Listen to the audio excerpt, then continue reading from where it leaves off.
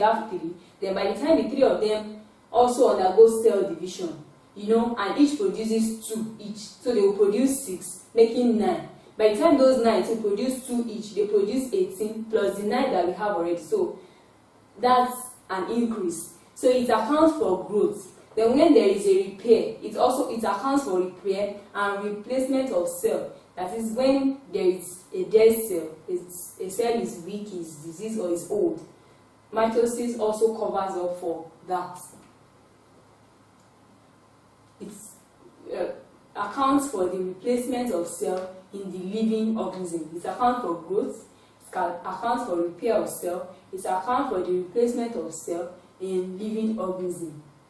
Then the process of mitosis is divided into 4 successive stages, that is step by step. There are 4 steps that follows each other. I call them PMATs so that you can easily remember. PMAT, P-M-A-T, P-M-A-T. That is the prophase, the metaphase, the anaphase, and the telophase. All of them have phase, so you can easily remember. PMAT, P-M-A-T, prophase, metaphase, anaphase, then the telophase. So there are 4 processes that follows each other. Then the stages are preceded by another stage called interphase, and it is the resting stage, whereby the DNA undergoes self-replication. The DNA replicates itself in that stage. So that's the only thing that happens in the interphase, but it's the one that precedes these stages. But the PMATs are the major stages: the prophase, the metaphase, the anaphase, and the telophase. And this is a diagrammatic representation of what happens in mitosis. You can see the various stages: the prophase, the metaphase, the anaphase, and the telophase. Then you see that it's the parent cell. We have a single parent cell from the beginning of the process. Then at the end, you have 2 daughter cells. So that's what mitosis is all about. There is an increase, even though there are some processes that has happened, but at the end you have 2 daughter cells. So we'll be looking in details what happens. How does a parent cell produce 2 daughter cells at the end? So once we look at what happens in the prophase. The first thing that happens in the prophase is that the DNA chromatids condense. The DNA chromatids condense. Then the centriole replicates itself and moves to the ends of the poles. The spindle fibers are also formed. Then the chromosome becomes shortened and thickened. Then each chromosome consists of a pair of chromatids at the center by a centromere. Then nucleus and nuclear membrane disintegrate. The chromatids condense, then the centriole replicates itself and moves to opposite ends of the poles. The spindle fibers are formed, the chromosome shorten and thicken. Then each chromosome consists of a pair of chromatids that is held at the center by the centromere. Then the nucleus and the nucleus membrane disintegrate. Back to the diagram. Look at prophase. Look at the parent cell, then the prophase. You discover that you have something like an arc in the second diagram. Then you discover there is something also at the extreme end of the cell. That is the spindle fiber. You have them. So they are formed in the prophase stage. Then the chromosome, they become shortened and thickened in this process, in the first stage. So for the sake of the mitotic process, that's why that happens in the first stage. Now, then at the center, you find the centromere joining the chromatids together. Then we have the nucleus and the nuclear membrane disintegrating. Then we proceed to the second phase.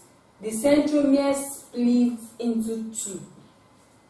You discover that the centromere splits into 2, then the chromosome pairs are arranged on the equator of the spindle.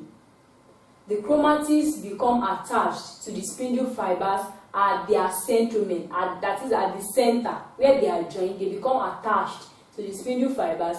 Then the chromatids are pulled to the opposite poles of the fiber. So you find the chromatids at the opposite poles of the spindle fiber. At the anaphase, the centromere splits into two. Then the chromatids separate from each other. The chromatids move to the opposite poles of the spindle. Let's look at the live examples of mitosis. How do we understand what mitosis is? How it really happens, and in what areas can we see it? The first is the formation of new cells in the malpighian layer of the skin. Sometimes you discover that your hands are peeling, especially the palm, or sometimes the skin. So they get old, then before you know it, by the time the old one that is being removed finally, there is another one there entirely. So that is a mitotic experience that you have. Mitosis, you can see that. You can see mitosis in the formation of new cells in the malpighian layer of the skin. Then another thing is the production of the red and white blood cells in the bone marrow. You know, that's what gives life to the bone. There is constant production of red and white blood cells for circulation and for metabolic activities of the body. Also, we have cell division in the liver of the animal, the meristem, the root tip. You know, the root tip grows, it keeps growing in the soil, so other parts of the plants also grow. So that also occurs. Then healing of wounds. Do you imagine what happens when you get wounded, the blood spills, then before you know it, it's sealed up again and everything looks normal? That's another example of mitosis. So mitosis is seen in healing of wounds, it's seen in formation of new cells. When old cells just wither and another one comes in, the production of red and white blood cells in the bone marrow, then meristematic division that occurs in the root tip, the cambium. Those are live examples of mitosis. Also, the binary fission as in amoeba. Amoeba undergoes binary fission. There is spermatogenesis, repair of worn out tissue. When there is a part of, even for instance, the nail, your nail, when it's there, you keeping it, but after a while you discover that it's either cut or something happens to it, it grows back. So that's mitosis in action for you. Then growth. For instance, your hair keeps growing. You cut it, after some weeks you discover that it's growing. So that's also mitosis.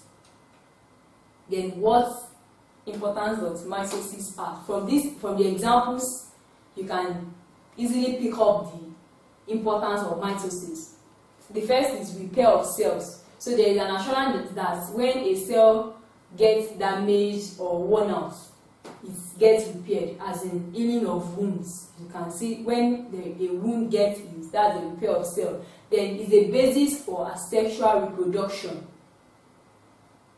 Parts of the plant that is growing, it's like the root tip, the body, the branches, that's reproduction. Then it increases the vegetative cells, which leads to growth.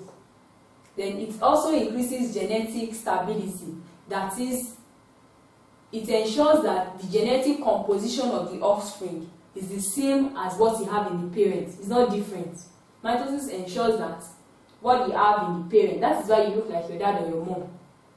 So what happens in the parent is replicated in the offspring. Then it also ensures diploid chromosome constitution of the cell. They have the haploid and the diploid chromosome constitution. So mitosis ensures that it's the diploid chromosome constitution of the cell that occurs. Now we go to the next cell division process. We said there are two according to the behavior of the chromosome. Mitosis is the multiplication division. But now I want to go to meiosis.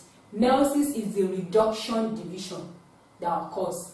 Then it's a process whereby cell nucleus divide into 4 daughter cells. In mitosis, if you can remember, I said the process results in 2 daughter cells, but here we have 4 daughter cells. Then meiosis, beg your pardon, produces gametes.